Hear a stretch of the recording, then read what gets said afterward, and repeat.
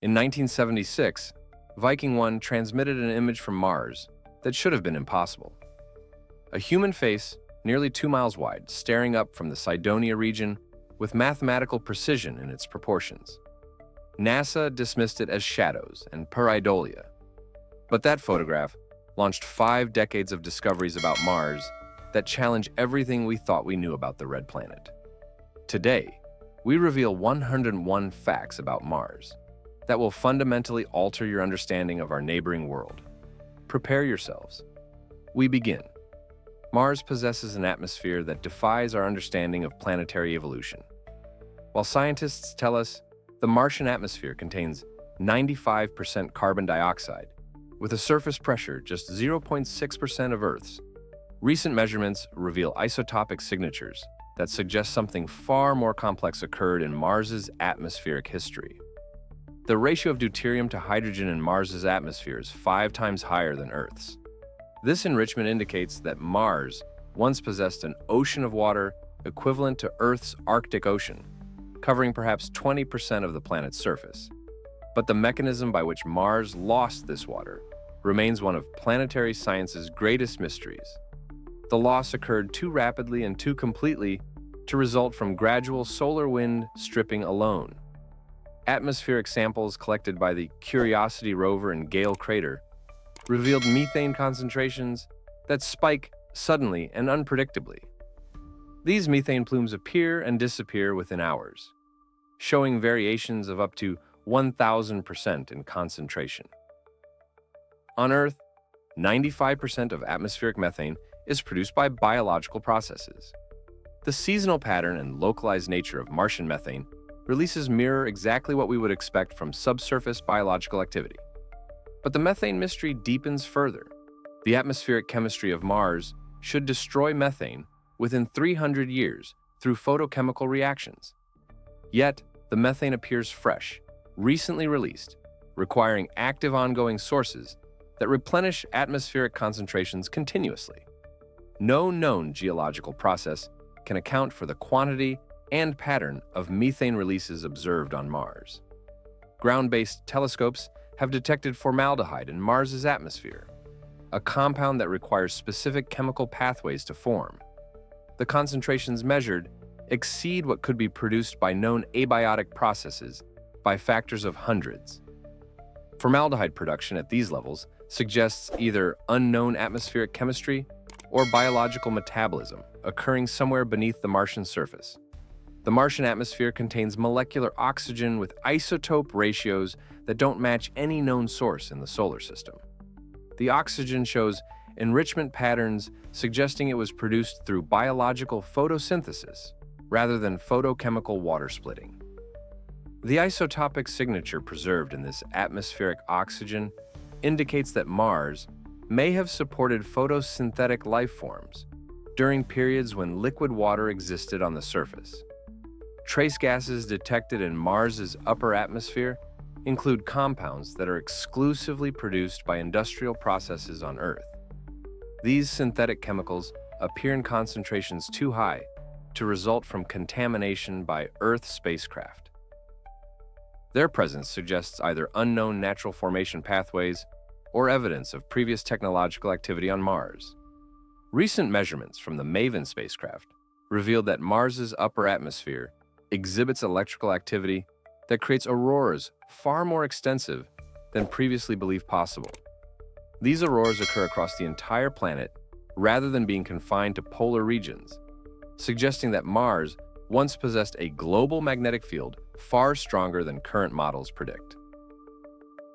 The water that vanished. Mars lost an ocean's worth of water, but where did it go? The answer challenges our fundamental understanding of planetary hydrology and suggests processes that operate on scales we are only beginning to comprehend. Isotopic analysis of Martian meteorites that have fallen to Earth reveals water locked within mineral structures that formed 4 billion years ago.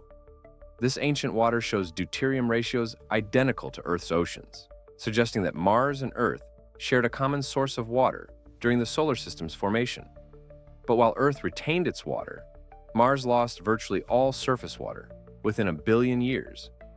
The speed of water loss on Mars exceeds what atmospheric escape processes could accomplish alone. Recent calculations indicate that Mars would have required 100 million years to lose its ocean through solar wind stripping and photochemical destruction. Yet, geological evidence suggests the water vanished in less than 500 million years, pointing to additional loss mechanisms that operated with unprecedented efficiency.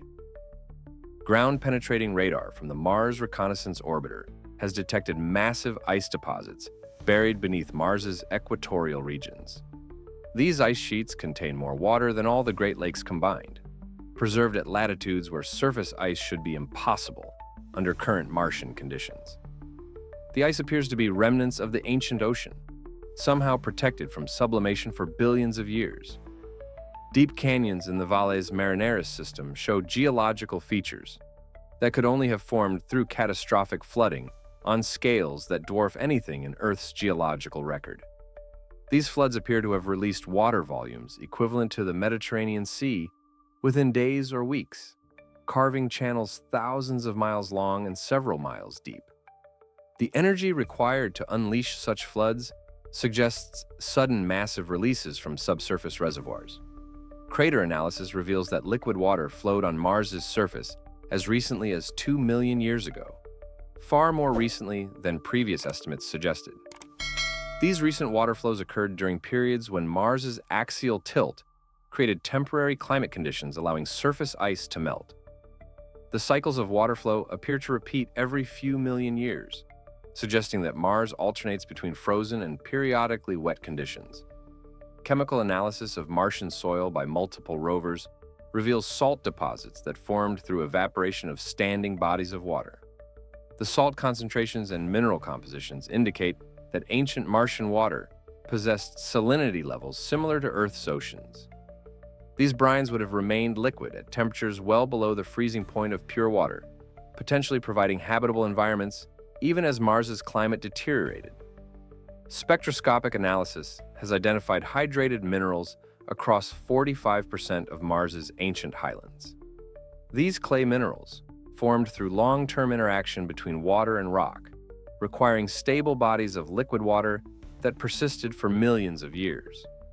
The distribution and composition of these hydrated minerals indicate that early Mars possessed a hydrological cycle with rainfall, rivers, and lakes comparable to Earth's water systems. But the most intriguing water evidence comes from recurring slope lineae, dark streaks that appear on Martian slopes during warm seasons and fade during cold periods. These features show spectroscopic signatures of hydrated salts, suggesting that liquid brines still flow on Mars's surface today under specific temperature and pressure conditions. Charter, the magnetic field mystery. Mars once possessed a global magnetic field as strong as Earth's current field. But this protection vanished 4 billion years ago in a geological instant. The abruptness of this magnetic field collapse suggests a catastrophic event that fundamentally altered Mars's internal dynamics. Magnetic minerals preserved in ancient Martian crust record the planet's magnetic field direction, frozen at the moment the minerals formed. These magnetic signatures create a striped pattern across Mars's southern highlands, identical to the magnetic striping found on Earth's ocean floors, created by plate tectonics. This discovery suggests that Mars once had active plate tectonics that ceased when the magnetic field collapsed. The timing of magnetic field loss correlates precisely with the period when Mars lost most of its atmosphere and surface water. Without magnetic protection from solar wind, Mars's atmosphere was gradually stripped away, allowing water to escape into space. But the mechanism that shut down Mars's magnetic field remains unexplained by conventional planetary science. Localized magnetic anomalies detected in Mars's crust exceed the strength of Earth's magnetic field by factors of 10 in some locations. These intense magnetic regions appear concentrated in specific areas, suggesting they may be remnants of artificial magnetic field generators, rather than natural geological features. The magnetic patterns show geometric regularity too precise to result from random mineral formations. Recent measurements from orbiting spacecraft have detected transient magnetic fields that appear and disappear in Mars's crust over periods of weeks or months. These temporary magnetic activations suggest that Mars's core may not be completely dead, but rather dormant, capable of generating localized magnetic fields under specific conditions. The magnetic field collapse coincides with evidence of massive volcanic eruptions that created the Tharsis Bulge, a volcanic plateau the size of North America that dominates Mars's western hemisphere. The relationship between magnetic field loss and extreme volcanism suggests a catastrophic event in Mars's mantle that simultaneously shut down the magnetic dynamo and triggered planet-wide volcanic activity. Electromagnetic surveys of Mars's interior reveal core structures that don't match predictions from planetary formation models. The core appears too small and too iron-rich compared to what should exist based on Mars's overall composition. This discrepancy suggests that Mars either formed under completely different conditions than Earth or experienced a core-modifying impact event early in its history. Dutcher, the face on Mars, and Sidonia's geometry. The Viking 1 image of the face on Mars sparked decades of controversy, but higher-resolution images from later missions revealed details that make the feature even more mysterious rather than resolving the debate. The face measures 1.5 miles long and rises 800 feet above the surrounding plain.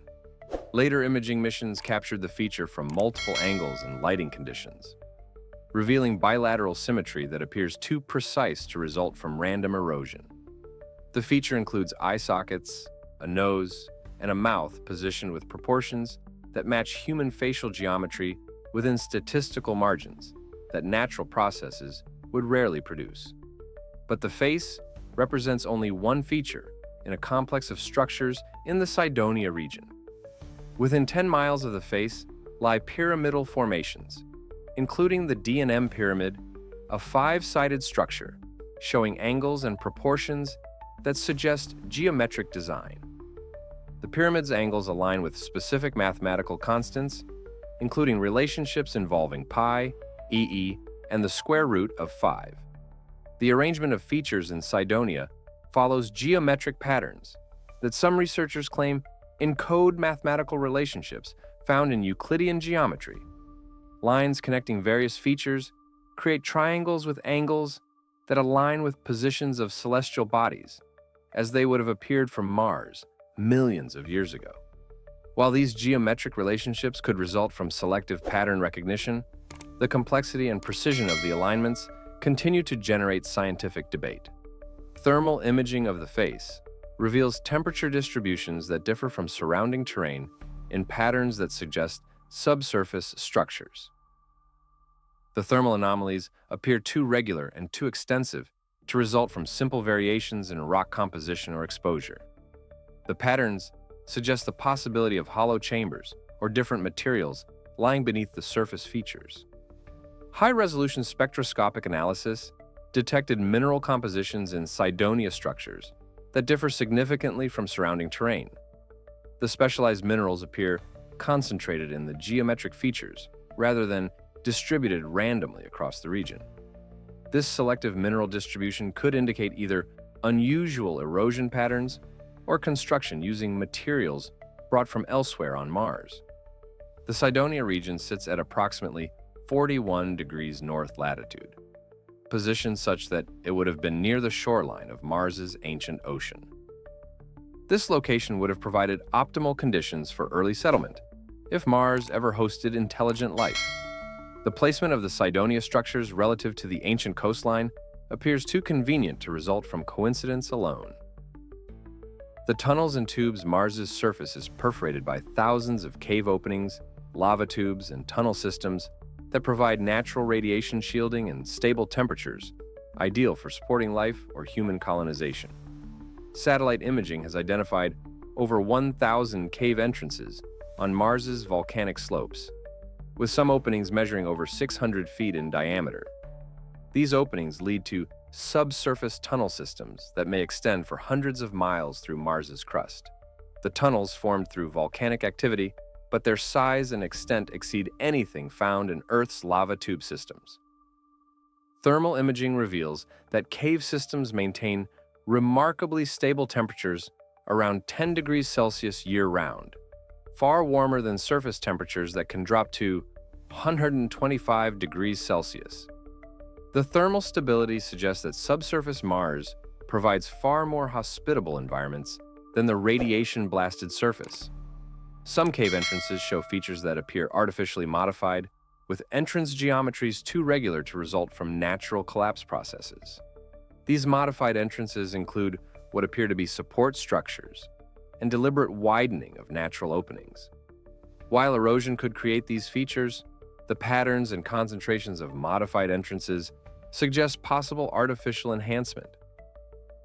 Ground-penetrating radar has detected what appear to be artificial structures within some lava tubes near Arzia Mons volcano.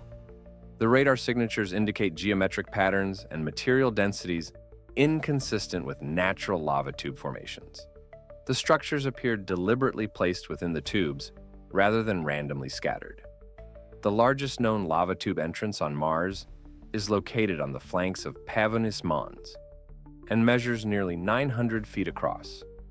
The tube appears to descend at least 400 feet below the surface before turning horizontal, potentially creating a protected habitat capable of housing entire colonies. The tube's orientation provides protection from radiation while maintaining access to surface resources. Spectroscopic analysis of minerals surrounding cave entrances reveals hydrated materials indicating the presence of water ice, or liquid brines, within the subsurface systems. The water signatures appear stronger in deeper tunnel systems, suggesting that Mars's remaining water has retreated underground, where it remains protected from atmospheric loss. Some cave systems appear to be interconnected, forming networks that span hundreds of miles beneath Mars's surface. These networks could provide natural transportation corridors between different regions of the planet, while offering continuous radiation protection.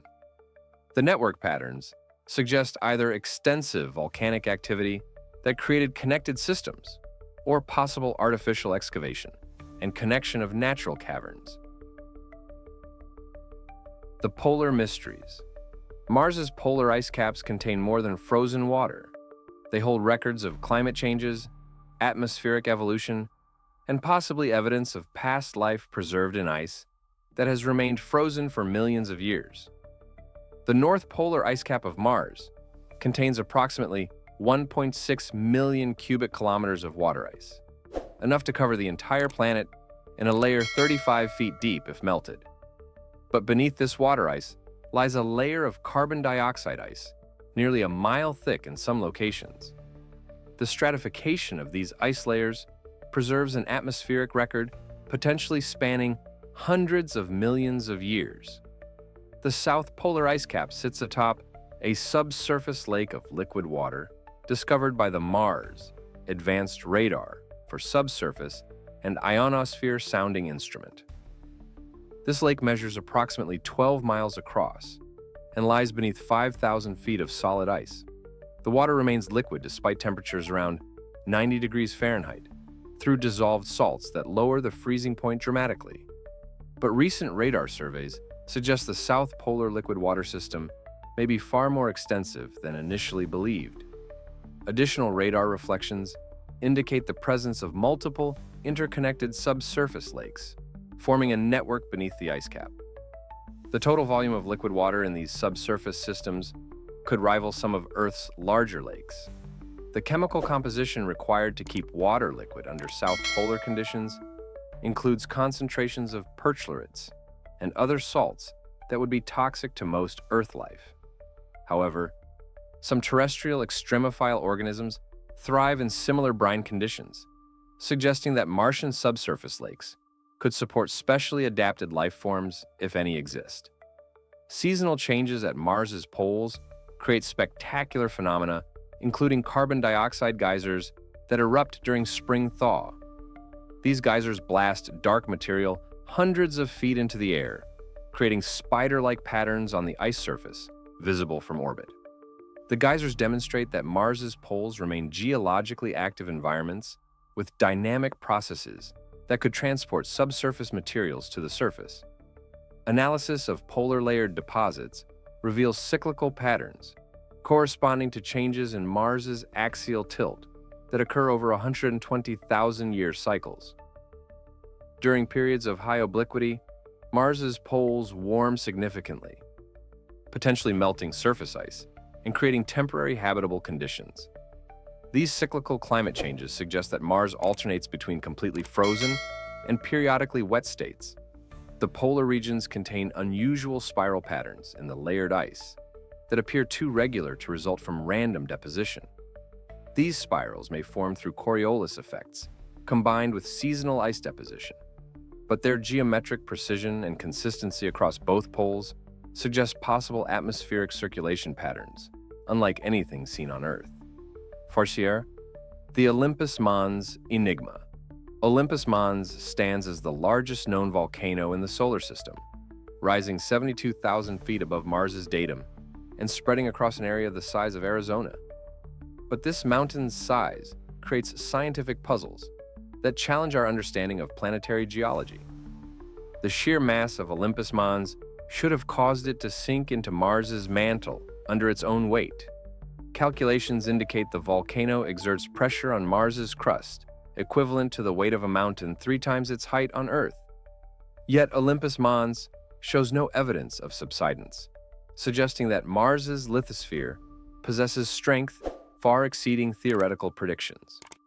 The summit caldera of Olympus Mons measures 53 miles across and contains 6 overlapping collapse craters that formed during different eruption episodes. The youngest of these craters appears to have formed within the last few million years, indicating that Olympus Mons may still be volcanically active despite Mars's supposedly dead interior. Lava flows on Olympus Mons' flanks extend for hundreds of miles and show such minimal erosion that they appear geologically young. Some flows may have occurred within the last 2 million years, coinciding with the period when Mars's axial tilt created temporary climate warming. The correlation suggests possible connections between climate changes and volcanic activity. The base of Olympus Mons is surrounded by a cliff face up to 20,000 feet high that encircles the entire volcano. This escarpment formed through mechanisms that remain poorly understood, but may indicate that the volcano sits atop a massive detachment fault that allowed it to slide laterally while growing upward. The cliff's formation represents one of the most dramatic geological features in the solar system. Gravitational measurements reveal density anomalies beneath Olympus Mons that suggest the presence of enormous magma chambers still existing in Mars's upper mantle. These chambers contain volumes of molten rock that could fuel eruptions larger than any in Earth's recorded history. The persistence of such magma reservoirs indicates that Mars's interior remains far more active than surface appearances suggest. The Tharsis region, containing Olympus Mons and 3 other massive volcanoes, represents a volcanic plateau that dominates Mars's western hemisphere. The combined mass of these volcanoes created gravitational effects that literally tilted the entire planet, shifting Mars's equator by 20 degrees from its original position. This planetary reorientation demonstrates that volcanic activity on Mars operated on scales that could fundamentally reshape the entire world. The methane plumes. Methane detection on Mars represents one of the most significant astrobiological discoveries of the 21st century, but the source and behavior of this methane remain deeply mysterious. The Curiosity rover detected methane concentrations in Gale Crater that vary by a factor of 10 or more over periods of just weeks. These rapid fluctuations cannot be explained by atmospheric mixing or transport processes. The methane appears to be released from localized subsurface sources that activate and deactivate on unpredictable schedules. Seasonal patterns in methane detection show peak concentrations occurring during Martian summer in the northern hemisphere. The seasonal variation suggests that methane release correlates with temperature changes that might affect subsurface ice or permafrost. As ground temperatures increase, trapped methane could be released from ice cages called clathrates that decompose when warmed. But methane concentrations measured from orbit don't match ground-level measurements made by rovers, creating a perplexing discrepancy. Orbital instruments detect global average methane levels around 10 parts per billion, while ground measurements sometimes detect spikes of 20 parts per billion or higher. This difference suggests that methane is being produced and destroyed so rapidly that it never mixes uniformly through the atmosphere. Laboratory experiments demonstrate that methane should persist in Mars's atmosphere for 300 years before photochemical destruction. Yet the rapid appearance and disappearance of methane plumes indicates that some unknown mechanism is removing methane from the atmosphere within hours or days. Proposed destruction mechanisms include exotic surface chemistry involving perchlorates or electrical discharges and dust storms.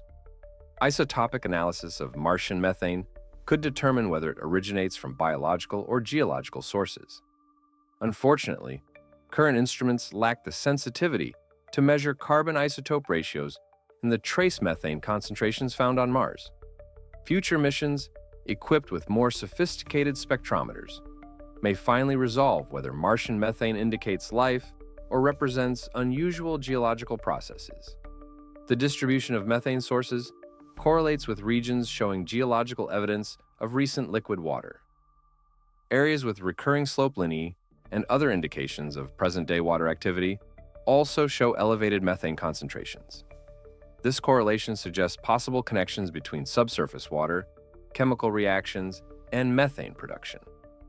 Some researchers propose that methane could be produced by serpentinization, a geological process where water reacts with iron-rich rocks to produce hydrogen that can then combine with carbon dioxide to form methane. This abiotic methane production occurs on Earth and could explain some Martian methane without requiring biology. However, the quantities and patterns of methane released on Mars exceed what serpentinization alone should produce. The blueberries and spherules. Opportunity rover discovered thousands of small spherical formations nicknamed blueberries, scattered across the Meridiani Planum region. These hematite-rich spherules tell a complex story about Mars's watery past. The blueberries measure typically 4 to 6 millimeters in diameter and appear distributed across vast areas of Mars's surface. Spectroscopic analysis reveals they consist primarily of iron oxide minerals that form only in the presence of liquid water. The uniform size distribution and composition suggest they formed through consistent chemical processes operating over extended time periods. Cross-sections of broken blueberries reveal concentric layering similar to terrestrial concretions that form when minerals precipitate from groundwater circulating through porous rock. The layering indicates that Mars's ancient groundwater systems remained active for periods potentially spanning millions of years, providing stable environments where chemical processes could operate consistently. But some spherules show characteristics that distinguish them from simple concretions. Certain formations display hollow centers or complex internal structures, suggesting they may represent fossilized bacterial colonies rather than purely mineral formations. The morphologies mirror terrestrial fossils of ancient microbial mats that created similar spherical structures. The concentration of blueberries varies dramatically across different regions, with some areas showing thousands per square meter, while other apparently similar terrains contain none. This patchy distribution suggests that blueberry formation required specific local conditions rather than planet-wide processes. The localization may indicate areas where subsurface water remained accessible longer than in surrounding regions. Recent high-resolution imaging has identified similar spherules in regions far from Meridiani Planum, suggesting that the processes creating blueberries operated globally across Mars. The widespread distribution indicates that liquid water interacted with Martian rocks across vast areas of the planet, not just in isolated locations. Some spherules display magnetic properties indicating they contain magnetite in addition to hematite. The presence of magnetite suggests formation in environments with specific oxygen levels that could indicate biological influence on the chemical environment. Certain bacteria produce magnetite as part of their metabolism, raising the possibility that some Martian spherules have biological origins. The ancient riverbed networks. Mars's surface is carved with dried riverbeds, valley networks, and alluvial fans that record a time when water flowed freely across the planet's surface. But the characteristics of these features reveal a hydrological history more complex and Earth-like than previously imagined. Valley networks on Mars show branching patterns statistically identical to river systems on Earth, indicating they formed through similar processes of erosion by flowing water. The network complexity suggests sustained rainfall over millions of years, rather than brief, catastrophic floods. This implies Mars once possessed a climate with precipitation cycles comparable to Earth's water cycle. The valley networks are concentrated in Mars's ancient southern highlands, but appear almost absent from the younger northern plains. This distribution indicates that Mars's wet period ended before the northern lowlands formed, constraining the timing of climate change to more than 3.7 billion years ago. The abrupt transition from wet to dry conditions suggests a rapid climate catastrophe rather than gradual change. Delta formations, where ancient rivers flowed into crater lakes, preserve sediment layers that record changes in water flow over time. Analysis of these deltas reveals multiple episodes of river activity separated by dry periods, indicating that Mars's climate fluctuated between wet and dry states multiple times before finally becoming permanently arid. The sizes of rocks transported by ancient Martian rivers indicate flow velocities and water volumes comparable to Earth's major rivers. Some ancient floods moved boulders, weighing several tons, requiring sustained high-volume water flows that could only exist if Mars maintained stable bodies of surface water for extended periods. Spectroscopic analysis of minerals in ancient riverbeds reveals clay deposits that formed through long-term exposure to neutral or slightly alkaline water. These clays differ dramatically from the acidic minerals found in younger Martian rocks, indicating that Mars's water chemistry changed fundamentally over time. The early neutral pH water would have been far more suitable for supporting life than the acidic brines that may exist on Mars today. Some valley networks show features suggesting they were carved by water flowing under ice sheets rather than across open surfaces. These glacial valley systems indicate that even during Mars's wet period, the planet may have been partially frozen with water flowing in subsurface channels beneath protective ice layers. The total volume of water required to carve Mars's valley networks exceeds the amount that could have been stored in the theorized ancient ocean. This discrepancy suggests that Mars's hydrological cycle recycled water multiple times through evaporation and precipitation, indicating a sustained climate capable of maintaining liquid water for millions of years. The recurring slope. Linear dark streaks that appear on Martian slopes during warm seasons and fade during cold periods may represent the strongest evidence that liquid water still flows on Mars today. Recurring slope lineae appear on steep slopes, typically above 25 degrees inclination in Mars's mid-latitudes. The streaks extend downslope over periods of weeks, reaching lengths of several hundred meters before fading as temperatures drop. The seasonal pattern and morphology strongly suggest flow of some liquid substance. Spectroscopic analysis detected hydrated salts in the dark streaks, including perchlorates and chlorides that lower water's freezing point to temperatures commonly reached on Mars during summer. These brines could remain liquid at temperatures as low as 70 degrees Fahrenheit, well within the range of Martian summer conditions.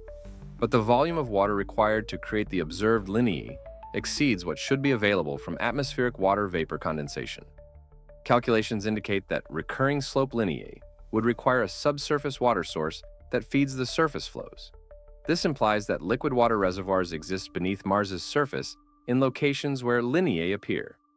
Some researchers propose that recurring slope lineae form through granular flows of dry sand rather than liquid water. Laboratory experiments show that certain flow patterns can form without liquids under Martian pressure conditions. However, the presence of hydrated salts and the thermal characteristics of lineae regions support the liquid water hypothesis. The locations where recurring slope lineae appear correlate with areas showing elevated methane concentrations and other potential biosignatures. This correlation raises the possibility that subsurface water hosting microbial life could be the source of both the water flows and the methane detections. High-resolution imagery reveals that some lineae originate from what appear to be specific point sources, suggesting they emerge from underground springs or seeps, rather than forming through surface processes. The point source origins support the hypothesis of subsurface liquid water reservoirs connected to the surface through permeable rock layers. Thermal imaging shows that lineae regions remain slightly warmer than surrounding terrain during nighttime, consistent with the presence of subsurface water that retains and releases heat. The thermal anomalies persist even when surface streaks are not visible, suggesting that the subsurface water systems remain active year-round even when surface flows cease. The deuterium ratio anomaly. The ratio of heavy hydrogen, deuterium, to normal hydrogen in Mars's atmosphere tells a story of massive water loss that fundamentally altered the planet's habitability. Current measurements show Mars's atmospheric deuterium to hydrogen ratio is approximately 5 times higher than Earth's, and 8 times higher than measured in Martian meteorites that formed billions of years ago. This enrichment occurred because normal hydrogen escapes to space more easily than deuterium, leaving the remaining water progressively enriched in the heavy isotope. The degree of deuterium enrichment indicates that Mars has lost approximately 87% of its original water inventory to space. This represents an ocean's worth of water that once existed on Mars, but was stripped away by solar wind and photochemical processes operating over billions of years. But deuterium measurements vary across different Martian reservoirs. Water ice in polar caps shows different deuterium ratios than atmospheric water vapor, suggesting that Mars's water didn't mix uniformly, but separated into different reservoirs that evolved independently. This separation indicates complex hydrological processes operating throughout Martian history. Ancient clay minerals preserve water with deuterium ratios, similar to Earth's oceans, indicating that Mars's earliest water was isotopically similar to Earth's. This similarity suggests that Mars and Earth acquired water from the same sources during solar system formation, possibly through asteroid and comet impacts that delivered water to both planets. The timing of deuterium enrichment can be calculated by measuring isotope ratios in rocks of different ages. These measurements reveal that most water loss occurred between 4.0 and 3.7 billion years ago, coinciding with the period when Mars's magnetic field collapsed and the planet transitioned from warm and wet to cold and dry. Regional variations in deuterium enrichment suggest that some areas of Mars retained water longer than others. Ancient lake beds in crater basins show less deuterium enrichment than polar regions, indicating these craters may have contained liquid water hundreds of millions of years after most Martian surface water had vanished. The current rate of water loss from Mars can be measured by tracking hydrogen escape to space. Modern measurements indicate Mars loses approximately 3 pounds of water per second, enough to deplete any exposed surface ice within geological timescales. This ongoing loss means that any water currently on Mars must be protected underground or in polar ice caps to avoid rapid escape. The perchlorates problem. Mars's soil contains perchlorates at concentrations that are simultaneously problematic for life and potentially useful for future human exploration, creating a chemical paradox that defines Martian habitability. The Phoenix lander first detected calcium perchlorate in Martian soil at concentrations reaching 0.5% by weight, levels toxic to most Earth organisms. Subsequent missions confirmed that perchlorates appear widespread across Mars at varying concentrations, making them a defining characteristic of Martian surface chemistry. Perchlorates form on Earth only under specific arid conditions through photochemical reactions in the atmosphere, followed by deposition to the surface. The high concentrations on Mars indicate that similar processes have operated for billions of years, accumulating perchlorates as water evaporated, and perchlorates concentrated in residual brines and soils. But perchlorates possess properties that could actually support life under certain circumstances. These salts dramatically lower water's freezing point, allowing brines to remain liquid at temperatures common on Mars.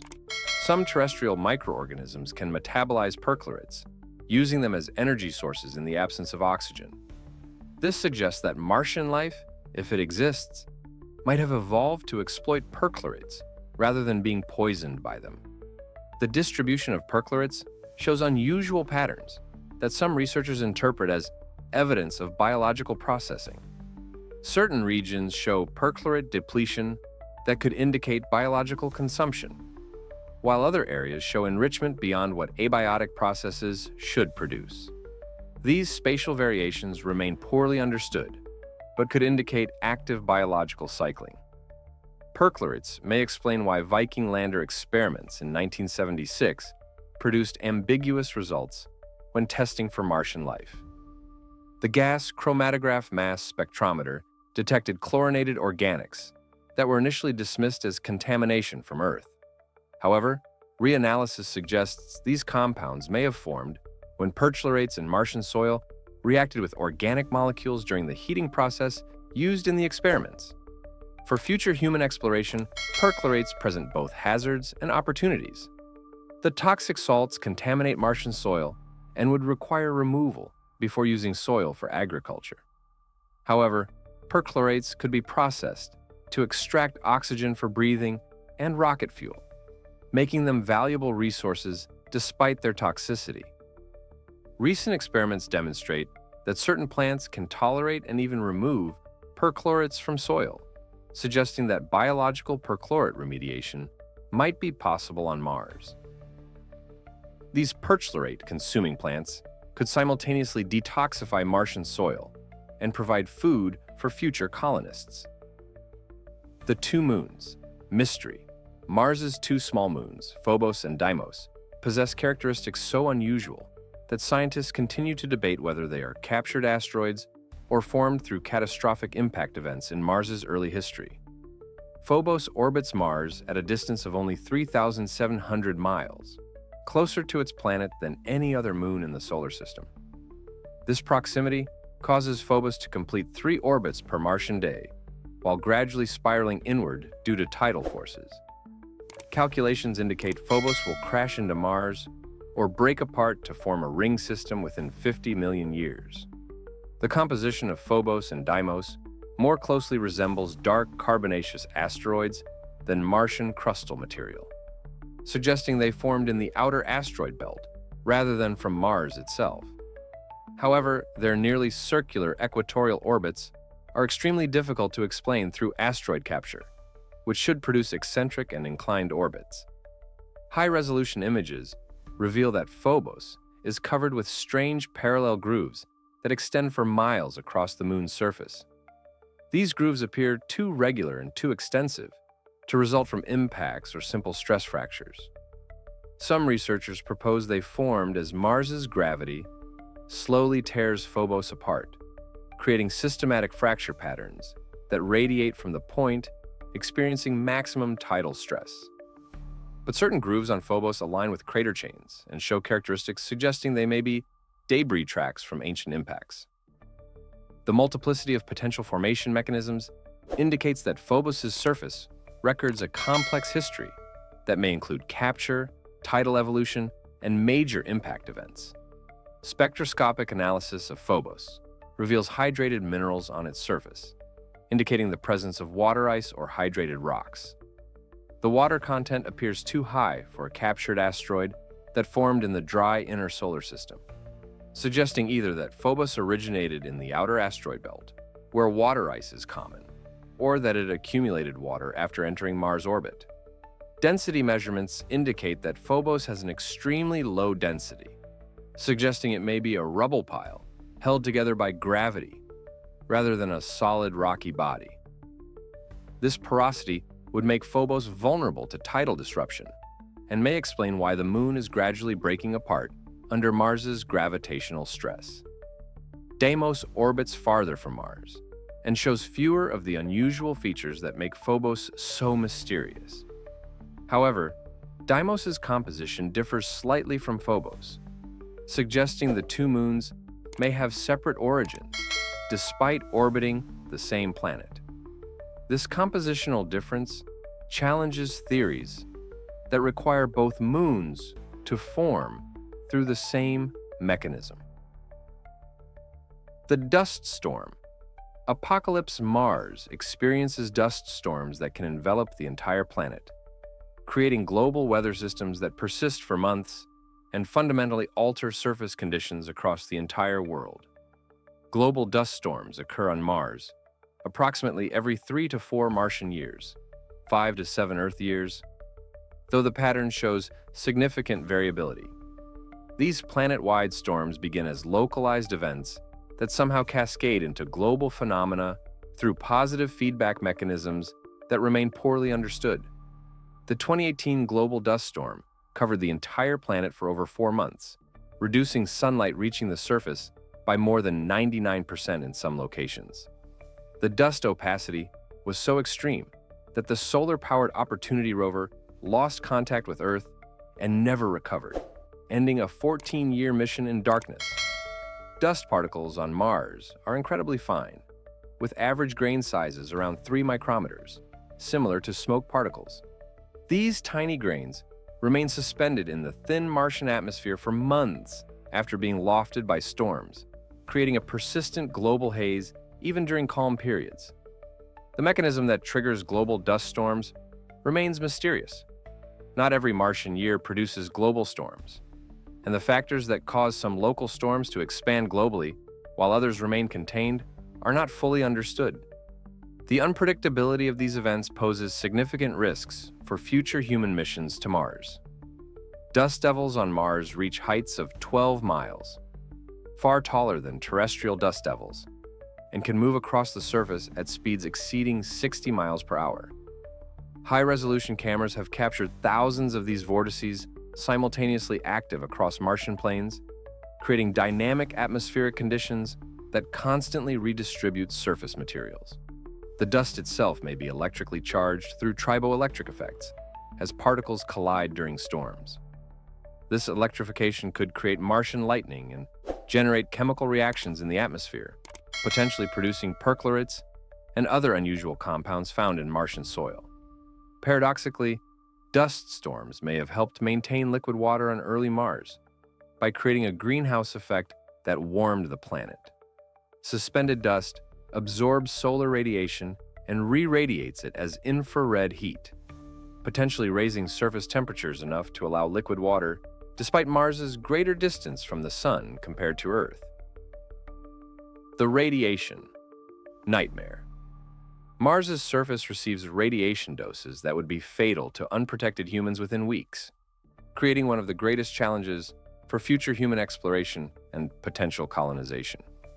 Without a magnetic field or thick atmosphere to provide protection, Mars's surface is bombarded by galactic cosmic rays and solar particle events that deliver radiation doses approximately 700 times higher than Earth's surface.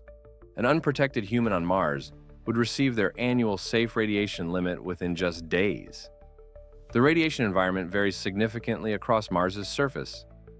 Areas at higher elevations receive more radiation due to less atmospheric shielding, while low-lying regions like Hellas Basin benefit from additional atmospheric protection. The deepest parts of Valles Marineris may receive 30% less radiation than high plateau regions. Solar particle events create temporary but extreme radiation hazards on Mars. These bursts of charged particles from the Sun can increase radiation levels by factors of 100 or more for periods of hours to days, delivering potentially lethal doses to anyone caught on the surface during such events. Measurements from the Curiosity rover's radiation assessment detector indicate that astronauts spending 500 days on Mars's surface would receive radiation doses near or exceeding career limits established for astronauts. Combined with radiation exposure during the journey to Mars, a round-trip mission approaches the boundaries of acceptable risk. However, Mars's natural caves and lava tubes provide excellent radiation protection. Just 6 feet of rock shielding reduces radiation exposure to near-Earth levels, making subsurface habitats attractive for long-term occupation.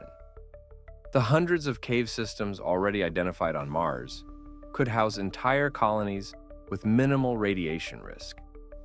Radiation also affects potential Martian life. Any organisms existing on Mars's surface would need extraordinary radiation resistance or protective mechanisms to survive. This has led scientists to focus the search for Martian life on subsurface environments where radiation levels drop to potentially habitable ranges. The radiation environment preserves some materials while destroying others. Organic molecules break down rapidly under Mars's intense radiation, making the detection of ancient biosignatures challenging. However, minerals and certain chemical compounds remain stable, allowing geological evidence to persist across billions of years. The missing nitrogen Mars's atmosphere contains less than 2% nitrogen, creating a nitrogen shortage that poses fundamental challenges for biology and agriculture on the red planet. Nitrogen is essential for life as we know it, forming crucial components of DNA, proteins, and other biological molecules. Earth's atmosphere is 78% nitrogen, providing an abundant resource for biology. Mars's nitrogen scarcity would severely limit the productivity of any native biology and poses significant challenges for human food production. The missing nitrogen mystery extends beyond current atmospheric measurements. Early Mars should have possessed nitrogen levels similar to Earth based on planetary formation models. The mechanisms by which Mars lost most of its nitrogen remain unclear, but may involve atmospheric escape processes similar to those that stripped away water. However, nitrogen may be hiding in Martian soil and rocks rather than truly lost to space. Some nitrogen could be locked in nitrate deposits formed when ancient lightning fixed atmospheric nitrogen into compounds that deposited on the surface. Recent measurements by the Curiosity rover detected nitrates in Martian rocks at concentrations that suggest substantial nitrogen reservoirs may exist in Martian soils. The nitrogen shortage affects terraforming proposals for Mars. Creating a breathable atmosphere would require importing massive amounts of nitrogen or mining it from Martian rocks if sufficient deposits exist. The nitrogen requirement may represent one of the most significant obstacles to making Mars Earth-like. Some microorganisms can fix atmospheric nitrogen, converting it into biologically available forms. If similar nitrogen-fixing organisms evolved on Mars, they could have concentrated nitrogen in certain locations, creating habitable niches even in a nitrogen-poor environment. Searching for ancient biosignatures in nitrogen-enriched deposits could provide evidence of past Martian life. The low nitrogen content affects how Mars's atmosphere responds to temperature changes. Nitrogen is a greenhouse gas that helps stabilize Earth's climate. Mars's nitrogen shortage may contribute to the planet's extreme temperature variations and inability to maintain stable warm conditions. The banded terrain. Mars's polar regions display terrain features nicknamed banded terrain, or polar layered deposits, that record climate changes spanning millions of years in visible geological layers. The polar layered deposits consist of alternating layers of ice and dust that accumulated over time as Mars's climate cycled through different states. Individual layers can be as thin as a few meters, with the entire deposit stack reaching thicknesses of several kilometers in some locations. The layering pattern correlates with changes in Mars's axial tilt and orbital eccentricity that occur on timescales of tens of thousands to hundreds of thousands of years. These orbital variations alter the distribution of sunlight on Mars, causing ice to migrate between poles and equator in cyclical patterns. Counting the layers provides a chronology of Martian climate, extending back potentially tens of millions of years. This record reveals that Mars has experienced numerous ice ages and warm periods, with climate swings far more extreme than Earth's ice age cycles. The composition of individual layers varies, with some containing more dust and others more ice. This variation records changes in atmospheric dust content and precipitation rates over time, providing insights into ancient Martian weather patterns. Some layers appear unusually dark, possibly containing volcanic ash or organic compounds. These dark layers could mark periods of volcanic activity or even potential biological blooms during warm, wet periods in Martian history. The geometric precision of the layering suggests remarkably regular climate cycles, more periodic than Earth's climate variations. This regularity indicates that Mars's climate responds predictably to orbital forcing without the complex feedbacks that make Earth's climate less cyclic. High-resolution imaging reveals small-scale features within the layers, including cross-bedding and erosional unconformities that record individual weather events and seasonal processes. These features provide detailed information about ancient Martian atmospheric conditions. The Gale Crater Lake. Gale Crater once contained a lake that persisted for millions of years, providing one of the most promising locations to search for evidence of ancient Martian life. The Curiosity rover has been exploring Gale Crater since 2012, traversing ancient lake bed sediments that record a long history of water activity. Geological evidence indicates the crater contained water multiple times, with lake levels rising and falling over millions of years. Sedimentary rocks in Gale Crater show features characteristic of deposition in calm lake waters, including fine layering and ripple marks formed by gentle currents. The sediments were deposited slowly over extended periods, indicating a stable aqueous environment rather than brief flooding events. Chemical analysis reveals that Gale Crater's lake water was neutral to slightly alkaline with low salinity, conditions ideal for supporting life. The lake contained dissolved nutrients, including carbon, hydrogen, nitrogen, oxygen, phosphorus, and sulfur, all essential elements for biology. The lake appears to have been fed by rivers flowing down from the crater's northern rim, where valley systems still visible today once carried water into the basin. The rivers transported sediments that built up the layered rock formations, now being explored by Curiosity. Evidence suggests the lake was stratified, with different water chemistry at different depths.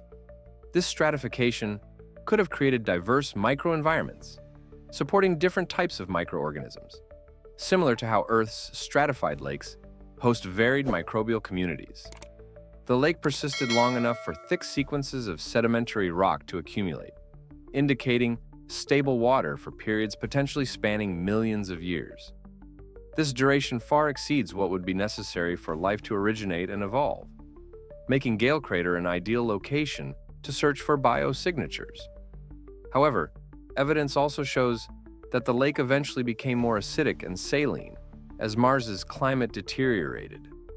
The late-stage water chemistry would have been less hospitable to life, but organisms that evolved during earlier favorable conditions might have adapted to the changing conditions.